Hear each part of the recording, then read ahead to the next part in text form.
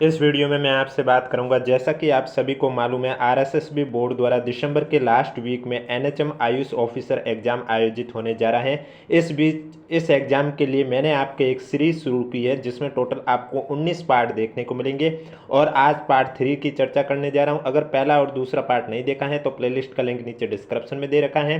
इसमें मैं आपको जो 40% वाला आपका एनएचएम के जून में 19 एग्जाम आयोजित हुए थे उनमें जो कॉमन पार्ट था और वही कॉमन पार्ट आपके आयुष ऑफिसर में भी है, यानी कि जीके, हिंदी, इंग्लिश, कंप्यूटर और एनएचएम के क्वेश्चन जो कि एनएचएम परीक्षा जून में पूछे गए क्वेश्चन थे, वो सारे क्वेश्चन इस सीरीज में देखने को मिलेंगे। और ये सीरीज आपके लिए बहुत ही बेनिफिट रहने वाली है क्योंकि आपने जून में भी एग्जाम में देखे होंगे कुछ एग्जाम में क्वेश्चन वापस से रिपीट हुए थे, तो आयुष अधिकारी एग्जाम में भी आपको इस सीरीज से क्वेश्चन देखने को जरूर मिलेंगे। इसलिए अगर अभी तक आपने चैनल सब्सक्राइब नहीं किया तो चैनल जरूर सब्सक्राइब करें, नोटिफिकेशन भी ऑन रखिए क्योंकि एग्जाम तक ये सीरीज आपको कंटिन्यू देखने को मिलेगी। और इसके अलावा अगर अभी तक आपने हमारा टेलीग्राम चैनल ज्वाइन नहीं किया है तो लिंक नीचे डिस्क्रिप्शन में दे रखा है। देखो, आपने देखा होगा आरएसएसबी बोर्ड द्वारा ज्यादातर पीवाईक्यू के क्वेश्चन देखने को मिलते हैं, तो यानी कि इस सीरीज से आपको क्वेश्चन भी देखने को मिलेंगे और आपको एक आइडिया भी हो जाएगा कि हिंदी, कंप्यूटर, इंग्लिश और जीके के जो क्वेश्चन है वो एनएचएम में आरएसएसबी बोर्ड है वो किस लेवल के पूछा करती है।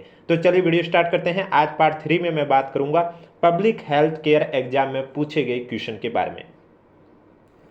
क्वेश्चन नंबर फर्स्ट है आपके सामने स्क्रीन पर कि आरसीएच चरण फर्स्ट कार्यक्रम के तहत जिलों को किस आधार पर वर्गीकृत किया गया था।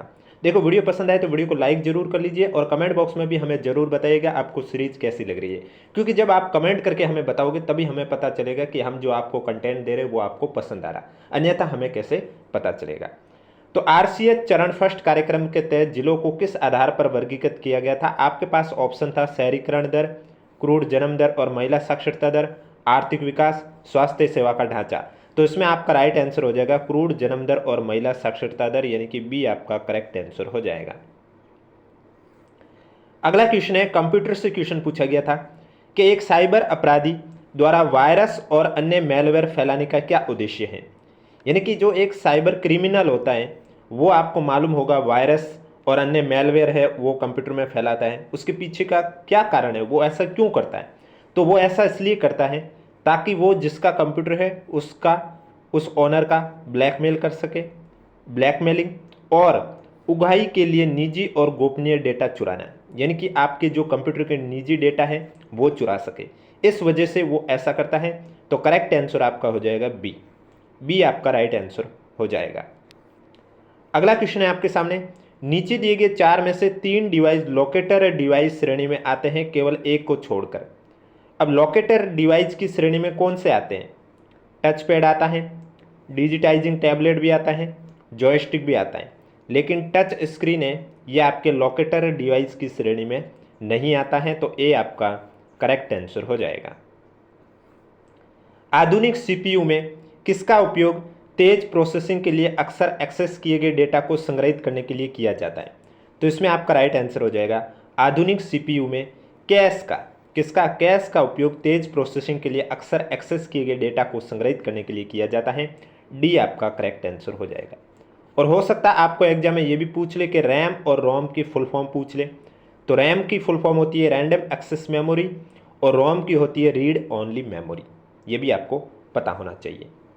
अगला क्वेश्चन है आपके सामने, एक बार जब आप वार्म डिस्क पर डेटा लिखते हैं तो यह एक किसकी तरह व्यवहार करता है। डीवीडी की तरह, ईओ डिस्क की तरह, रैम की तरह, सीडी रोम की तरह। तो जब आप एक बार वार्म डिस्क पर डेटा लिखते हैं तो वो आपके सीडी रोम की तरह व्यवहार करता है, यानी कि जो करेक्ट आंसर है वो डी आपका राइट आंसर हो जाएगा।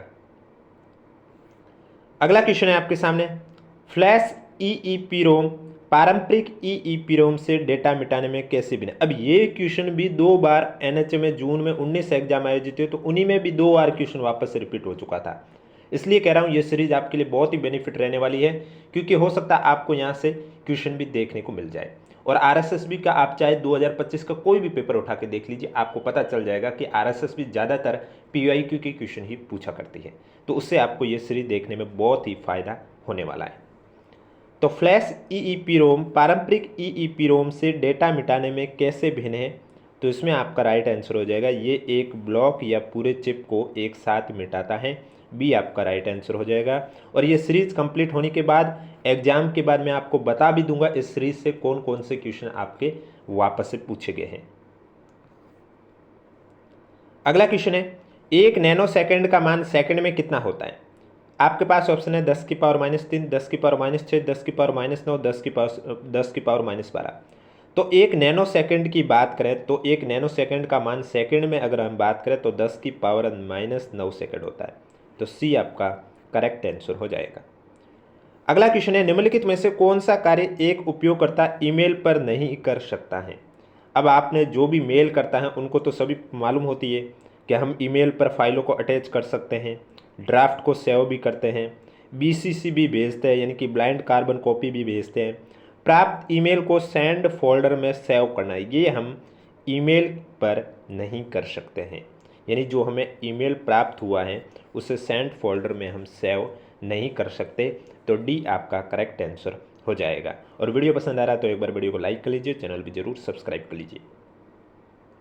किस उपयोगकर्ताओं को ऐसे प्रोग्राम चलाने की अनुमति देता है जो वास्तविक भौतिक मेमोरी से बड़े होते हैं। तो इसमें आपका राइट आंसर हो जाएगा वर्चुअल मेमोरी है, ये उपयोगकर्ताओं को ऐसे प्रोग्राम चलाने की अनुमति देता है जो वास्तविक भौतिक मेमोरी से भी बड़े होते हैं। तो सी आपका करेक्ट आंसर हो जाएगा। अगला क्वेश्चन है एक्सेल में आमतौर पर उपयोग किए जाने वाले 2 प्रकार के सेल हैं, वो कौन से हैं। तो मैं आपको बता देता हूँ एक्सेल में आपके 2 सेल हैं, एक है आपका सापेक्ष और दूसरा है निरपेक्ष, एब्सोल्यूट और रिलेटिव। यानी कि जो करेक्ट आंसर है वो बी आपका राइट आंसर हो जाएगा। अगला क्वेश्चन है महामारी विज्ञान का प्राथमिक उद्देश्य क्या है। तो महामारी विज्ञान का जो प्राथमिक उद्देश्य है वो स्वास्थ्य और रोग के वितरण और परिमाण का वर्णन करना है।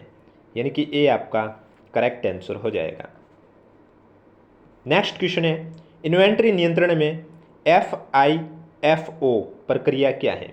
तो FIFO की फुल फॉर्म है वो है पहले अंदर पहले बार, फर्स्ट इन फर्स्ट आउट। सी आपका करेक्ट आंसर हो जाएगा। अगला क्वेश्चन है निम्नलिखित में से कौन सा दवा देने के 5 अधिकारों में से एक नहीं है।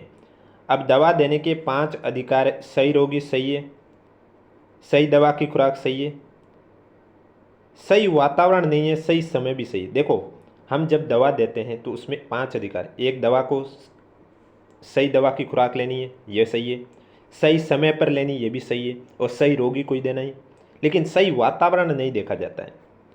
सी आपका करेक्ट आंसर हो जाएगा जो कि दवा के देने के अधिकार में शामिल नहीं है। निम्नलिखित में से कौन सा प्राथमिक उपचार के उद्देश्य। देखो मैं सीरीज में आपको जो 40% वाला पार्ट है जिसमें आपके computer, Hindi, English, current affair, NHM के क्वेश्चन, GK के क्वेश्चन शामिल है, वही मैं आपको करवा रहा हूँ। सब्जेक्टिव पार्ट है वो आपको स्वयं को करना होगा। निम्नलिखित में से कौन सा प्राथमिक उपचार के उद्देश्य में से एक नहीं है। अब देखो प्राथमिक उपचार के उद्देश्य में क्या क्या शामिल है। जीवन की रक्षा करना शामिल है, स्वास्थ्य लाभ को बढ़ावा देना भी शामिल है, चिकित्सीय स्थिति को और खराब होने से रोकना भी शामिल है, लेकिन संक्रमण को रोकना ये कोई प्राथमिक उपचार के उद्देश्य में शामिल नहीं है। तो सी आपका करेक्ट आंसर हो जाएगा। अगला क्वेश्चन है आपके सामने, ये क्वेश्चन आप स्किप भी कर सकते हैं क्योंकि ये NHM का नहीं है, ये जो सब्जेक्टिव पार्ट है जिस एग्जाम का पेपर का मैं करवा रहा हूँ उसका, और उसका सब्जेक्टिव पार्ट से आपके क्वेश्चन नहीं पूछे जाएंगे। अगर किसी के टॉपिक ही ऐसा है जैसे कि ANM में होता है तो उनके सब्जेक्टिव पार्ट में वो NHM से रिलेटेड ही ज़्यादा क्वेश्चन होते हैं, तो फिर वहाँ से भी वो क्वेश्चन पूछा जा सकता है। लेकिन जो एकदम हटके होते हैं तो वो क्वेश्चन मैं आपको नहीं कराऊंगा क्योंकि वो कराने का कोई मतलब नहीं है, क्योंकि वो वैसे भी आपसे नहीं पूछेंगे। एरिथ्रोसाइट का जीवन काल कितना होता है। 160 दिन, 140 दिन, 120 दिन या 180 दिन। तो एरिथ्रोसाइट्स का जो जीवन काल है वो आपके 120 दिन का होता है। बी आपका करेक्ट आंसर हो जाएगा। अगला क्वेश्चन है निम्नलिखित में से कौन सी संक्रमण के संचार को रोकने की संक्रमण नियंत्रण विधि नहीं है। अब देखो संक्रमण के संचार को रोकने की संक्रमण नियंत्रण विधि कौन सी नहीं है। एंटीबायोटिक दवाई है, ये नहीं है। तो डी आपका राइट आंसर हो जाएगा। विश्व एड्स दिवस कब मनाया जाता है। तो प्रत्येक वर्ष विश्व एड्स दिवस आपके मनाया जाता है 1 दिसंबर को। तो डी आपका करेक्ट आंसर हो जाएगा। अगला क्वेश्चन है, कौन सा कार्यक्रम प्रसव कक्षों और मातृत्व ओटी में देखभाल की गुणवत्ता में सुधार करने का लक्ष्य रखता है? तो इसमें आपका राइट आंसर हो जाएगा, वो है आपका लक्ष्य कार्यक्रम। तो सी आपका करेक्ट आंसर हो जाएगा। नेक्स्ट क्वेश्चन है, गर्भवती महिलाओं के लिए 2 खुराक टिटेनस टॉक्साइड के साथ 100% टीकाकरण कवरेज प्राप्त करने का लक्ष्य वर्ष क्या था? तो इसमें आपका राइट आंसर हो जाएगा, गर्भवती महिलाओं के लिए 2 खुराक टिटेनस टॉक्साइड के साथ 100% टीकाकरण कवरेज प्राप्त करने का लक्ष्य 1990 का था, यानी कि बी आपका राइट आंसर हो जाएगा। मूल्यांकन के निम्नलिखित चरणों को सही क्रम में व्यवस्थित करें। तो मूल्यांकन के जो चरण है उसका सही क्रम है, इसमें आपका पहला सही है कि पहले सबसे पहले कार्यप्रणाली की योजना बनाते हैं, फिर जानकारी एकत्रित की जाती है, उसके बाद परिणामों का विश्लेषण किया जाता है और उसके बाद कार्रवाई करते हैं। तो ए आपका करेक्ट आंसर हो जाएगा। अगला क्वेश्चन है, एचआईवी किसके द्वारा नहीं फैलता है? अब एचआईवी की बात करूं तो हाथ मिलाने से नहीं फैलता है, बी आपका राइट आंसर हो जाएगा। ये बहुत इंपॉर्टेंट है, सुमन पहल इस टॉपिक से आपके क्वेश्चन पूछे जा सकते हैं क्योंकि जून में भी बहुत बार पूछा गया है। सुमन पहल को महिलाओं के लिए सम्मानजनक और गरिमामय देखभाल प्रदान करने के लिए कब शुरू किया गया? तो सुमन पहल है, इसे 10 अक्टूबर 2019 को शुरू किया गया, यानी कि डी आपका राइट आंसर हो जाएगा।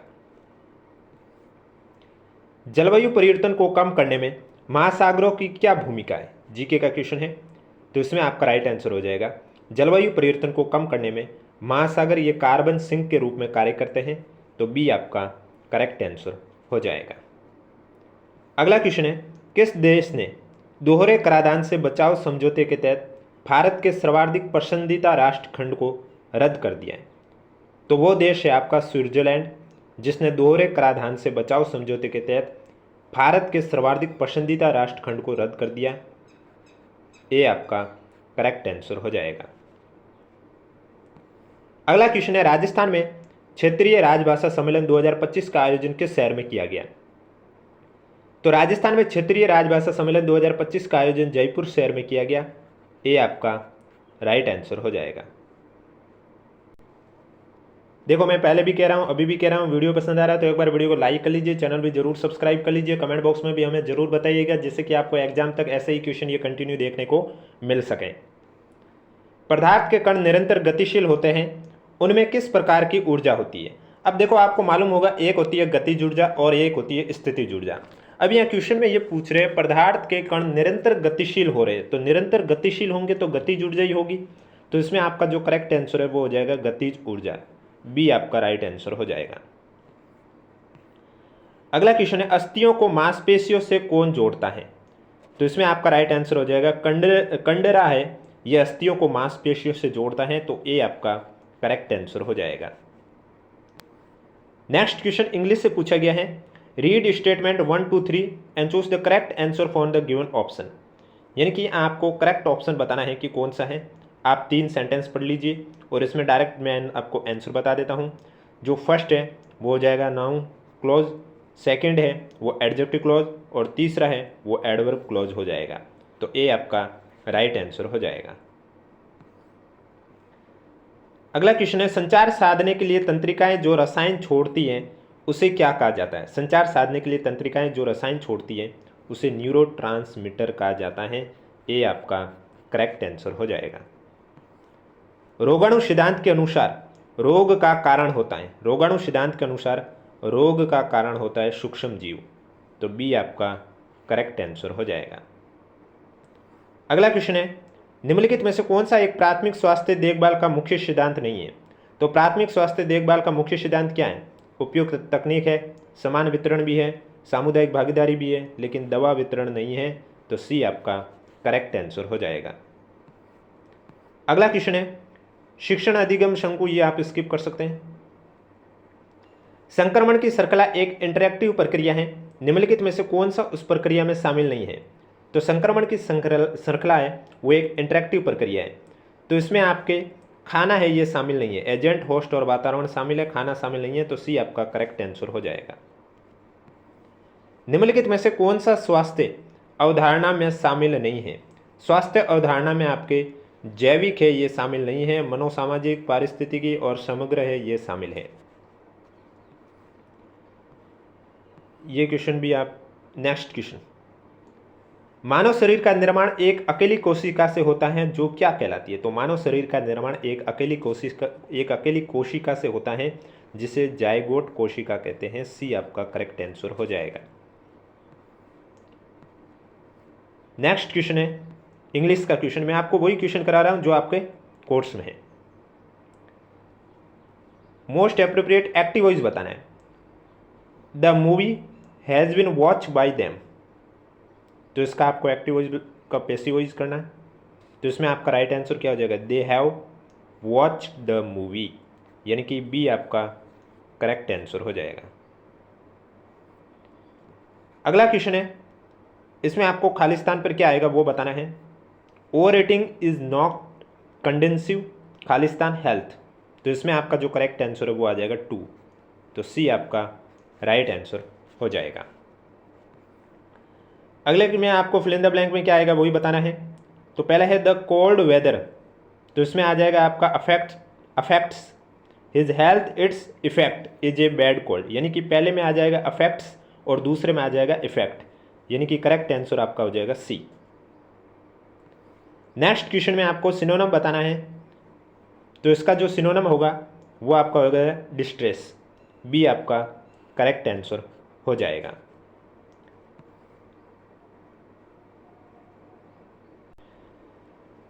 अगले क्वेश्चन में identify the meaning of the underline part of the given sentence from the option that follow, यानी कि जो अंडरलाइन किया हुआ इस सेंटेंस का मीनिंग क्या है वो आपको बताना है।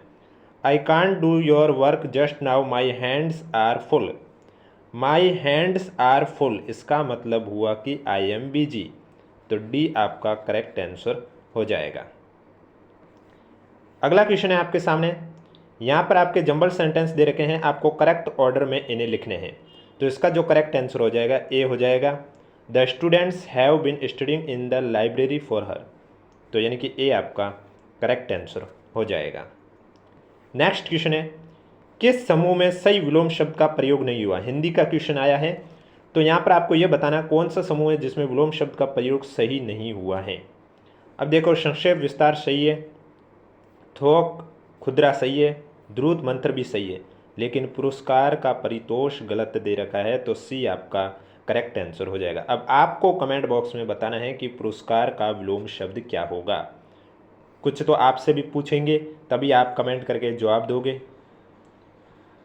अगला क्वेश्चन है, एक साइड आपको दे रखा है जैसे कि एड्स के लिए राष्ट्रीय रणनीतिक योजना कब शुरू की गई है वो आपको बताना है।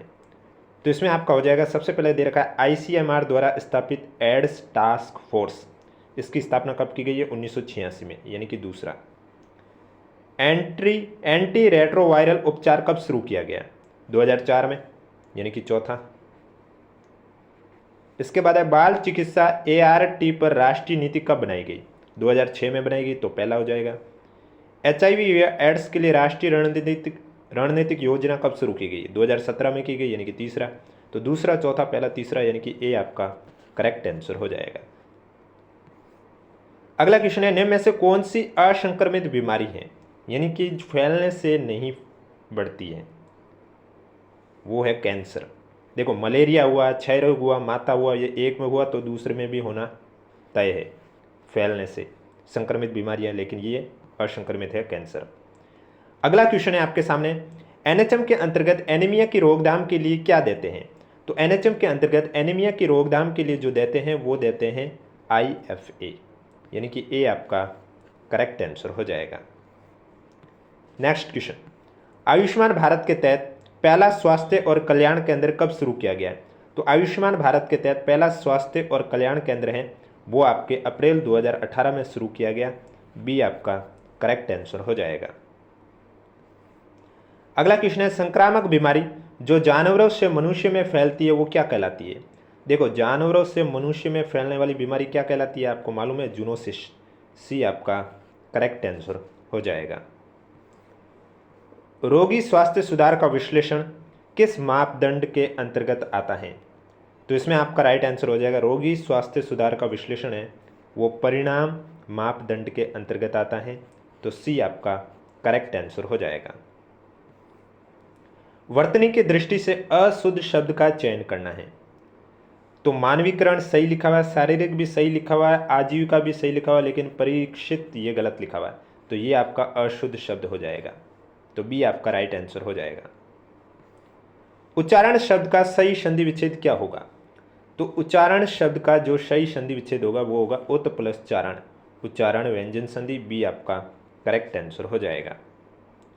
शब्द युग्म बताना है। हिंदी से क्वेश्चन पूछे गए हैं। जलज और जलद। देखो, जलज यानी कमल होता है और जलद यानी बादल होता है। अब आप ऑप्शन में देखोगे कमल और बादल ऑप्शन नंबर बी में है, तो बी आपका करेक्ट आंसर हो जाएगा। किस शब्द में प्र उपसर्ग नहीं लगा हुआ है? तो जब आप देखोगे प्रसार, देखो उपसर्ग के जब आप टुकड़े करते हो तो जो मूल शब्द अलग हुआ है उसका कुछ अर्थ निकलना चाहिए, तभी वो आपके टुकड़े किए हुए सही माने जाते हैं। जैसे प्रसार में आप देखोगे प्र प्लस सार सही है, प्रस्थान में प्र प्लस स्थान सही है, प्रचार में प्र प्लस चार सही है, लेकिन प्रत्यक्ष में प्र प्लस त्यक्ष ये गलत है। इसमें प्रति उपसर्ग होगा, तो इसका मतलब प्र उपसर्ग किसमें नहीं लगा हुआ है? बी में आपके नहीं लगा हुआ। तो राइट आंसर बी हो जाएगा, जिसमें आपके प्र उपसर्ग का प्रयोग नहीं किया गया है। अगला क्वेश्चन है आपके सामने। समास के सही विकल्प को सुमिलित करना है आपको। तो सबसे पहले दे रखा है आजीवन। आजीवन में आ उपसर्ग आ रहा है और जिसके आगे उपसर्ग आता है वो उसमें होता है अव्ययभाव समास, यानी कि चौथा हो जाएगा। रतन जड़ित में आपका हो जाएगा तत्पुरुष समास। पंचतंत्र इसमें हो जाएगा द्विगु समास। पंचतंत्र संख्या का उच्चारण। यस और अपयस योजक चिन्ह आपके द्वंद्व समास में होते हैं। तो चौथा, पहला, दूसरा, तीसरा, यानी कि सी आपका करेक्ट आंसर हो जाएगा। और वीडियो पसंद आ रहा है तो एक बार वीडियो को लाइक कर लीजिए, चैनल भी जरूर सब्सक्राइब कर लीजिए, क्योंकि एग्जाम तक आपको ये सीरीज ऐसे ही कंटिन्यू देखने को मिलेगी, जिसमें आपको एनएचएम के सारे क्वेश्चन करवाए जाएंगे जो 40% कॉमन है। अशुद्ध वाक्य रचना को चुनना है इसमें। तो इसमें पहला दे रखा है गले में प्राधीनता की बेड़ियां पड़ रही है। ये अशुद्ध वाक्य हैं, बाकी सभी शुद्ध हैं। इस समस्या का हल उसके पास है, सही है। वे रेडियो पर बोल रहे थे, सही है। हिंदी के प्रचार में अब भी बड़ी बड़ी बाधाएं, ये भी सही है। तो ये आपका राइट आंसर हो जाएगा। चींटी के पर निकल आना, इस मुहावरे का क्या अर्थ हुआ? चींटी के पर निकल आना, तो इस मुहावरे का अर्थ है मृत्यु के निकट आना। तो बी आपका करेक्ट आंसर हो जाएगा, चींटी के पर निकल आना। SDGs के 5 P कौन कौन से हैं? तो इसमें हो जाएगा समृद्धि, ग्रह, शांति, लोग, भागीदारी, यानी कि ए आपका करेक्ट आंसर हो जाएगा। अगला क्वेश्चन है ARSH कार्यक्रम का उद्देश्य क्या है? तो ARSH कार्यक्रम का जो उद्देश्य है वो किशोर अनुकूल स्वास्थ्य सेवाएं प्रदान करना। सी आपका करेक्ट आंसर हो जाएगा। नेक्स्ट क्वेश्चन है आपके सामने। निम्नलिखित का सही मिलान करना है। प्रोक्टोस्कोपी, तो इसमें आपका आ जाएगा प्रोक्टोस्कोपी में मलाशय और गुद्दा, यानी कि पहले का तीसरा। कुल्डोस्कोपी में आपका आ जाएगा श्रोणि अंगों को योनि दीवार के माध्यम से, यानी कि चौथा। कोलेडोस्कोपी में आपका आ जाएगा सामान्य पित्त नली, यानी कि पहला। हिस्टेस्टोरोस्कोपी में आपका आ जाएगा गर्भाशय, यानी कि दूसरा। तो तीसरा, चौथा, पहला, दूसरा, ए आपका करेक्ट आंसर हो जाएगा। अगला क्वेश्चन है ऑटोक्लेव में 30 मिनट तक प्रभावी स्टेरिलाइजेशन के लिए भाप होनी चाहिए। क्वेश्चन आप स्किप कर सकते हैं। निम्नलिखित में से कौन सी अस्थि मज्जा की सबसे बड़ी कोशिका है? अस्थि मज्जा की सबसे बड़ी कोशिका है मेगा कार्योसाइट। बी आपका करेक्ट आंसर हो जाएगा। नेक्स्ट क्वेश्चन है चिकन पॉक्स किसके कारण होता है? तो जो चिकन पॉक्स है वो आपके वेरिसेला जोस्टर वायरस के कारण होता है। ए आपका करेक्ट आंसर हो जाएगा। संक्रामक एजेंट द्वारा आक्रमण और रोग के पहले आने वाले संकेत या लक्षण का बीच का अंतराल समय क्या कहलाता है? तो बीच का अंतराल का जो समय है वो इंक्यूबेशन काल कहलाता है। ए आपका करेक्ट आंसर हो जाएगा। अगला क्वेश्चन है नर्सिंग केयर, आप छोड़ सकते हैं क्वेश्चन। धमनी काठिन्य का अर्थ क्या है? धमनी काठिन्य का अर्थ क्या है? तो इसमें आपका राइट आंसर हो जाएगा धमनियों का प्रगतिशील पतन।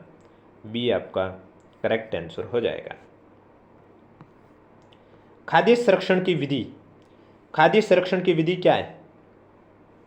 कोल्ड स्टोरेज एंड फ्रीजिंग, यानी कि ए आपका राइट आंसर हो जाएगा। ये सारे क्वेश्चन एनएचएम एग्जाम में पूछे गए हैं। नवजात शिशु में किस रिफ्लेक्स को स्टार्टल रिफ्लेक्स के नाम से भी जाना जाता है? तो इसमें आपका हो जाएगा मोरो रिफ्लेक्स, यानी कि बी आपका करेक्ट आंसर हो जाएगा। नेक्स्ट क्वेश्चन है, यहाँ पर दो कथन दे रखे हैं, आपको बताना है कथन कौन सा सही है, कारण सही है या नहीं है। देखो अभिकथन है प्लाज्मा झिल्ली चयनात्मक पारगम्य होती है, ये बात सही है। और कारण दे रखा है ये सभी पदार्थों को स्वतंत्र रूप से पार करने देती है, ये गलत है। तो यानी कि ए आपका करेक्ट हो जाएगा। इसका मतलब ए सही है लेकिन आर गलत है, तो करेक्ट आंसर आपका हो जाएगा सी। नेक्स्ट क्वेश्चन, भारत सरकार द्वारा राष्ट्रीय स्वास्थ्य कार्यक्रम को किस उद्देश्य के लिए लागू किया गया है। तो भारत सरकार द्वारा राष्ट्रीय स्वास्थ्य कार्यक्रम को संक्रामक रोगों का नियंत्रण और उन्मूलन करने के लिए लागू किया गया है, डी आपका करेक्ट आंसर हो जाएगा। हृदय निर्गम की गणना किस सूत्र द्वारा की जाती है। तो हृदय निर्गम की जो गणना है वो स्ट्रोक आयतन और हृदय गति प्रति मिनट के आधार पर की जाती है, तो ए आपका करेक्ट आंसर हो जाएगा। समसूत्री विभाजन की अवस्थाओं का सही क्रम क्या है, ये क्वेश्चन 3 से 4 बार रिपीट हुआ है।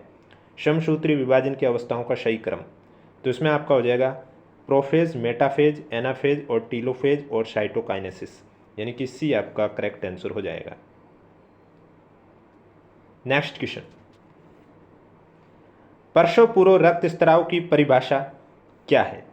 तो प्रसव पूर्व रक्तस्राव की परिभाषा है वो आपके गर्भावस्था के 20 सप्ताह बाद प्रजनन मार्ग में रक्तस्राव, लेकिन शिशु के जन्म से पहले, तो बी आपका करेक्ट आंसर हो जाएगा। नेक्स्ट क्वेश्चन,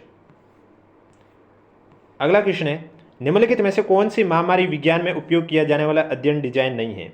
तो इसमें आपका राइट आंसर हो जाएगा घटना अध्ययन, डी आपका करेक्ट आंसर हो जाएगा।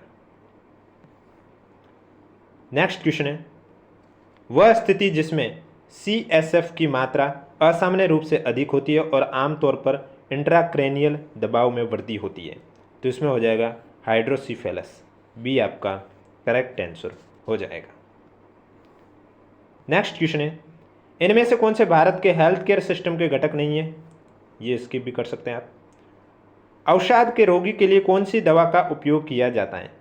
तो जो अवसाद के रोगी होते हैं उनके लिए दूसरी, तीसरी, चौथी, यानी कि इमिप्रामाइन, नोट्रिप्लिटीन, एमोक्सापाइन, सी आपका राइट आंसर हो जाएगा। नेक्स्ट क्वेश्चन है,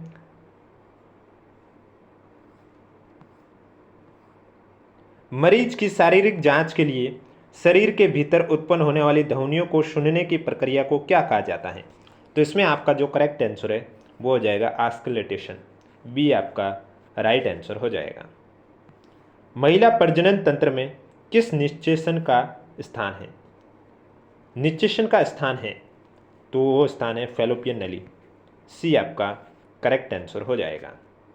अगला क्वेश्चन है, एक निरोधात्मक न्यूरोट्रांसमीटर है, एक निरोधात्मक न्यूरोट्रांसमीटर आपका है गामा एमिनोब्यूटेरिक एसिड, डी आपका करेक्ट आंसर हो जाएगा। अगला क्वेश्चन है, निम्नलिखित में से कौन सा तत्काल ऊर्जा के लिए सबसे महत्वपूर्ण पोषक तत्व माना जाता है। तत्काल ऊर्जा के लिए कार्बोहाइड्रेट को सबसे महत्वपूर्ण पोषक तत्व माना जाता है, ए आपका राइट आंसर हो जाएगा। और वीडियो पसंद आ रहा है तो एक बार वीडियो को लाइक कर लीजिए, चैनल भी जरूर सब्सक्राइब कर लीजिए, क्योंकि ये सीरीज आपको एग्जाम तक कंटिन्यू देखने को मिलेगी। और इसके अलावा अगर अभी तक आपने हमारा टेलीग्राम चैनल ज्वाइन नहीं किया है तो लिंक नीचे डिस्क्रिप्शन में दे रखा है, आप जाके ज्वाइन कर सकते हो। उत्कों में कितनी संख्या में और कितने प्रकार की कोशिकाएं होती है। तो उत्कों की बात करें तो इसमें बड़ी संख्या में समान प्रकार की कोशिकाएं होती हैं, सी आपका राइट आंसर हो जाएगा। अगला क्वेश्चन है आपके सामने, गर्भाशय के फंडल संकुचन और गिरवा के फैलाव के बीच में समन्वय को क्या कहा जाता है। तो उसे कहा जाता है गर्भाशय की ध्रुवीयता, यानी कि सी आपका करेक्ट आंसर हो जाएगा। नेक्स्ट क्वेश्चन है, एकल गर्भाशय के दौरान एक स्वस्थ महिला का कुल वजन लगभग बढ़ता है। तो स्वस्थ महिला का वजन 11 kg बढ़ता है, बी आपका करेक्ट आंसर हो जाएगा। फुफ्फुस गुहा में गाढ़े मवाद का इकट्ठा होना क्या कहलाता है। तो ये आपके कहलाता है एम्पाइमा, ए आपका राइट आंसर हो जाएगा। नेक्स्ट क्वेश्चन है आपके सामने, नवजात शिशुओं में BCG टीके की अनुशंसित खुराक है वो कितनी होती है। तो नवजात शिशु में ये होती है 0.05 मिलीलीटर, तो बी आपका करेक्ट आंसर हो जाएगा। अगला क्वेश्चन है, इंसाइट वाला व्यक्ति होता है। तो इंसाइट स्वयं की बीमारी के प्रति जागरूक और समझ होना, इंसाइट वाला व्यक्ति कहते हैं उसे। ये आपका करेक्ट आंसर हो जाएगा।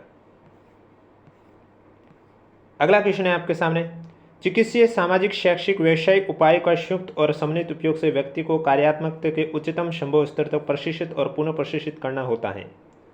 पुनर्वास, सी आपका करेक्ट आंसर हो जाएगा। नेक्स्ट क्वेश्चन है, निम्नलिखित में से कौन सा कथन माइटोसिस के मेटाफेज का सही वर्णन करता है? तो इसमें हो जाएगा अर्ध गुणसूत्र स्पिंडल के केंद्र में पंक्तिबद्ध हो जाते हैं। ए आपका राइट आंसर हो जाएगा। सार्स की फुल फॉर्म क्या है? सार्स की फुल फॉर्म है आपके severe acute respiratory syndrome. D आपका राइट आंसर हो जाएगा। क्वेश्चन ये भी रिपीट बहुत बार हुआ है। हड्डी की कठोरता मुख्य रूप से किसके कारण होती है? तो हड्डी की कठोरता कैल्शियम फॉस्फेट के कारण होती है। डी आपका राइट आंसर हो जाएगा। नेक्स्ट क्वेश्चन, एपिडेमियोलॉजिकल ट्रायड के घटक हैं। तो एपिडेमियोलॉजिकल ट्रायड के जो घटक हैं वो है एजेंट, होस्ट और पर्यावरण, यानी कि सी आपका राइट आंसर हो जाएगा। अगला क्वेश्चन है आपके सामने, अमाशय रस का अत्यधिक अम्लीय पीएच किसके कारण होता है? अमाशय रस का अत्यधिक अम्लीय पीएच है वो हाइड्रोक्लोरिक अम्ल HCl के कारण होता है। बी आपका राइट आंसर हो जाएगा। प्राथमिक चिकित्सा में कौन सा उपाय शामिल नहीं है? प्राथमिक चिकित्सा में आपके जीवन को सुरक्षित रखना शामिल है, स्थिति के प्रभाव को सीमित करना शामिल है, रिकवरी को बढ़ावा देना भी शामिल है, लेकिन जल्दी से मरीज को शिफ्ट करें ये शामिल नहीं है। तो ए आपका राइट आंसर हो जाएगा। नेक्स्ट क्वेश्चन देखो, प्रेषक, संदेश, रिसीवर और फीडबैक। तो संचार प्रक्रिया में सी क्या है? यहाँ पर जो सी दे रखा है ये सी क्या है? तो ये सी आपका हो जाएगा चैनल। तो सी का सी करेक्ट आंसर।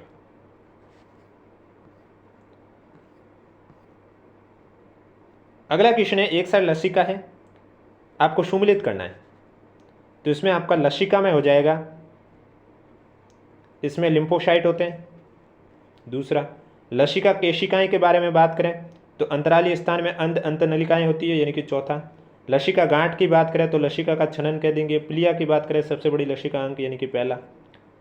तो दूसरा, चौथा, तीसरा, पहला, यानी कि सी आपका करेक्ट आंसर हो जाएगा। WHO का मुख्यालय, जीके का क्वेश्चन है, WHO का मुख्यालय कहाँ पर स्थित है? जिनेवा में स्थित है। ए आपका राइट आंसर हो जाएगा। जन्म के समय कौन सा टीका दिया जाता है? तो जन्म के समय BCG का टीका दिया जाता है। बी आपका राइट आंसर हो जाएगा। अब दो स्तंभ दे रखे, आपको सुमिलित करके बताना है। तो कपाल गुहा में इसमें क्या हो जाएगा? कपाल गुहा में हो जाएगा दिमाग शामिल, यानी कि तीसरा। श्रोणी गुहा में हो जाएगा प्रजनन तंत्र के अंग, चौथा। वक्ष गुहा में हो जाएगा फेफड़े और हृदय शामिल, पहला। उदर गुहा में पेट और आंतें शामिल, दूसरा। तो तीसरा, चौथा, पहला, दूसरा, यानी कि जो करेक्ट आंसर है वो आपका राइट आंसर भी हो जाएगा। इसके अलावा सभी मैनिया के लक्षण हैं, किसके अलावा? ये क्वेश्चन आप स्किप कर सकते हैं, मैं आपको वही क्वेश्चन करवा रहा हूँ जो आपके काम के। अब देखो, इसमें आपको सुमिलित करना है। रासायनिक स्तर, ये भी क्वेश्चन बहुत बार रिपीट हुआ है NH में। रासायनिक स्तर में हम क्या लिखेंगे? रासायनिक स्तर में हम लिखते हैं परमाणु और अणु। इसके बाद है कोशिका स्तर। कोशिका स्तर में हो जाएगा शरीर की सबसे छोटी जीवित इकाई।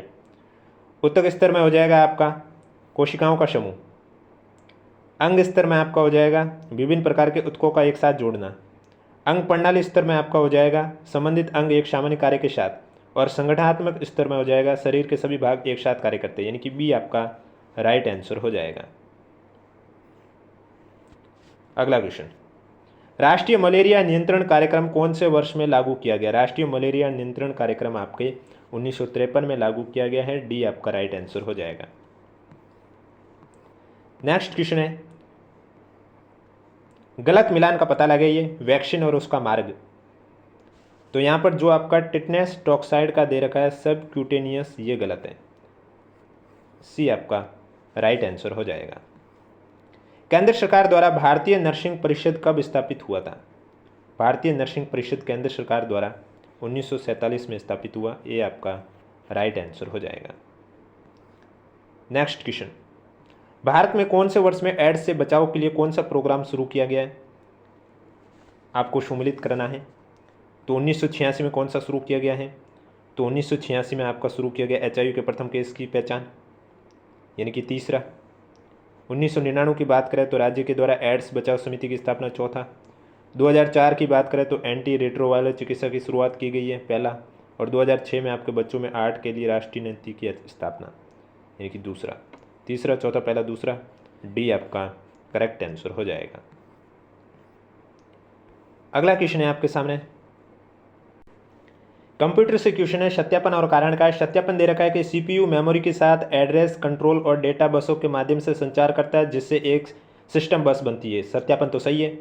कारण है कि सिस्टम बस ये सुनिश्चित करती है कि कंप्यूटर सिस्टम के सभी घटक स्वतंत्र रूप से काम करें बिना किसी आपसी इंटरेक्शन के। ये गलत है, यानी कि कारण जो बताया जा रहा है सत्यापन का वो गलत बताया जा रहा है। इसका मतलब जो राइट आंसर है वो सत्यापन सही है लेकिन कारण सही नहीं है, तो सी आपका राइट आंसर हो जाएगा।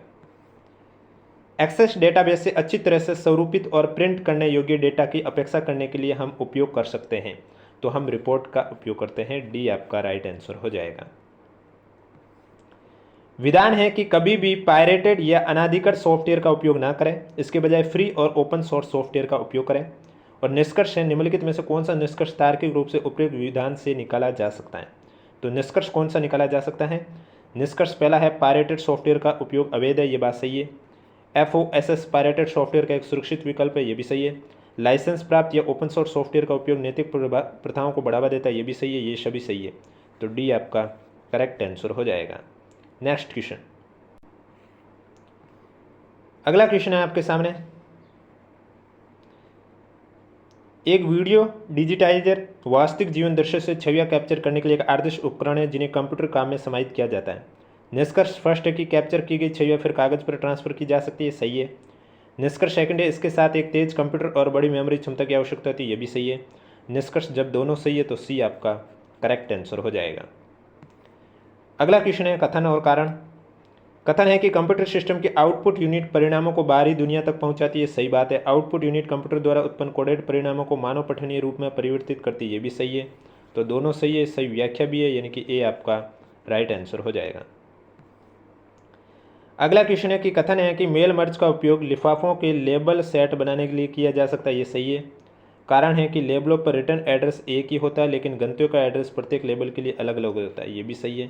तो दोनों सही है, सही व्याख्या भी करता है, तो ए आपका करेक्ट आंसर हो जाएगा। नेक्स्ट क्वेश्चन है आपके, विटामिन को निम्नलिखित श्रेणियों में वर्गीकृत किया जाता है। आपको मालूम है विटामिन दो तरह के होते हैं, एक होते हैं वसा में घुलनशील और एक होते हैं जल में घुलनशील। तो इसमें आपका जो करेक्ट आंसर है वो हो जाएगा सी, वसा घुलनशील विटामिन और जल घुलनशील विटामिन, सी आपका राइट आंसर हो जाएगा। प्राथमिक द्वितीय घाव भरने की प्रक्रिया के चरणों का सही क्रम क्या है? तो सही क्रम है सूजन चरण, वृद्धि और परिपक्वता, सी आपका करेक्ट आंसर हो जाएगा। नेक्स्ट क्वेश्चन है, सुमिलित करना है इसमें आपको। तो सबसे पहले दे रखा है आपका दायां आलिंद। दायां आलिंद में हो जाएगा ऑक्सीजन रहित रक्त को प्राप्त करना, यानी कि दूसरा। बायां निल्ले की बात करें तो इसमें हो जाएगा ऑक्सीजन युक्त रक्त को शरीर में पंप करना, यानी कि पहला। फुफ्फुसीय वॉल की बात करें तो इसमें हो जाएगा दाएं निल्ले में रक्त के वापस प्रवाह को रोकना, चौथा। फुफ्फुसीय धमनी में हो जाएगा ऑक्सीजन रहित रक्त को प्राप्त करना, यानी कि दूसरा, सॉरी तीसरा, ऑक्सीजन रहित रक्त को फेफड़ों तक ले जाना, दूसरा, पहला, चौथा, सी, बी आपका करेक्ट आंसर हो जाएगा। नेक्स्ट क्वेश्चन है आपके सामने, निम्नलिखित में से कौन सी रक्त वाहिका ऑक्सीजन रहित रक्त को हृदय से फेफड़ों तक ले जाती है? अभी करवाया, फुफ्फुसीय धमनी, बी आपका करेक्ट आंसर हो जाएगा। नेक्स्ट क्वेश्चन है, नवजात शिशु का सामान्य मूल टेम्परेचर है वो क्या होता है? तो वो होता है 36.5 से लेकर 37.5, सी आपका करेक्ट आंसर हो जाएगा। अगला क्वेश्चन है, निम्नलिखित में से किस स्थान को बंगाल आर्मी की पोतशाला कहा जाता था? तो इसमें आपका राइट आंसर हो जाएगा जो अवध है उसे बंगाल आर्मी की पोतशाला कहा जाता था, डी आपका करेक्ट आंसर हो जाएगा। नेक्स्ट क्वेश्चन है, राजस्थान में स्वतंत्रता आंदोलन के समय स्वतंत्रता के प्रमुख अंग कौन कौन से बन गए थे? तो इसमें आपका राइट आंसर हो जाएगा गांधी टोपी और खादी, ये स्वतंत्रता के प्रमुख अंग बन गए थे, तो बी आपका करेक्ट आंसर हो जाएगा। निम्नलिखित में से कौन सा युग्म सही नहीं है?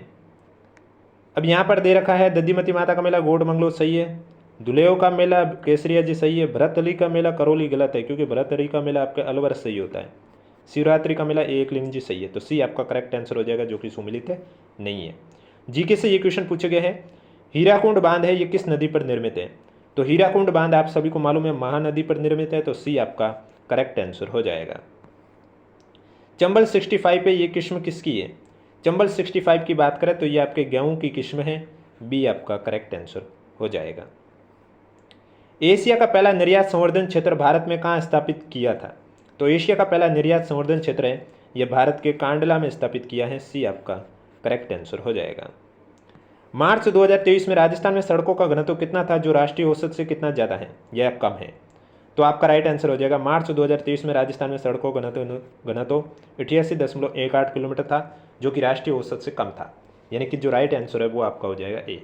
वीडियो पसंद आ रहा है तो एक बार वीडियो को लाइक कर लीजिए, चैनल भी जरूर सब्सक्राइब कर लीजिए। निम्नलिखित में से किन राज्यों में जनजातीय कल्याण मंत्री की नियुक्ति मुख्यमंत्री की सलाह से राज्यपाल द्वारा की जाती है? तो वो कौन कौन से राज्य हैं वो आपको बताना है। तो इनमें से वो आपके हैं, एक तो छत्तीसगढ़, दूसरा झारखंड, तीसरा उड़ीसा, चौथा मध्य प्रदेश। पहला, तीसरा, चौथा, पांचवा, यानी कि बी आपका करेक्ट आंसर हो जाएगा। अगला क्वेश्चन है, निम्नलिखित में से कौन सी उच्च न्यायालय के न्यायाधीश की नियुक्ति के लिए आवश्यक योग्यताएं हैं?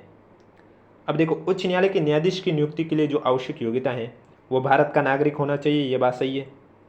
वो भारत के राज्य क्षेत्र में कम से कम 10 वर्ष तक न्यायिक पद धारण कर चुका है, ये भी सही है। वह किसी उच्च न्यायालय का या ऐसे 2 या अधिक न्यायालय को लगातार कम से कम 10 वर्ष तक अधिवक्ता हो, ये भी सही है। राष्ट्रपति की राय में उम्मीदवार एक प्रतिष्ठित विधिवेत्ता हो, ये गलत है। नियुक्ति के लिए न्यूनतम आयु सीमा 55 वर्ष, ये भी गलत है। ए, बी, सी करेक्ट आंसर, यानी कि ए आपका राइट आंसर हो जाएगा। जलवायु परिवर्तन का जैव विविधता पर मुख्य प्रभाव क्या है? जलवायु परिवर्तन का जैव विविधता पर मुख्य प्रभाव है वो है आवासों की हानि, यानी कि बी आपका राइट आंसर हो जाएगा। तो ये थे आज के क्वेश्चन जो कि आपके जून 2025 में आरएसएसबी बोर्ड द्वारा जो एनएचएम के एग्जाम आयोजित हुए उनमें पूछे गए एनएचएम के क्वेश्चन, कंप्यूटर के क्वेश्चन, जीके, हिंदी, इंग्लिश के क्वेश्चन। वीडियो पसंद आए तो वीडियो को लाइक कीजिए, चैनल जरूर सब्सक्राइब कीजिए, क्योंकि आयुष अधिकारी एग्जाम में भी आपका 40% जो कॉमन पार्ट है उसके लिए आपको ये सीरीज एग्जाम तक कंटिन्यू देखने को मिलेगी।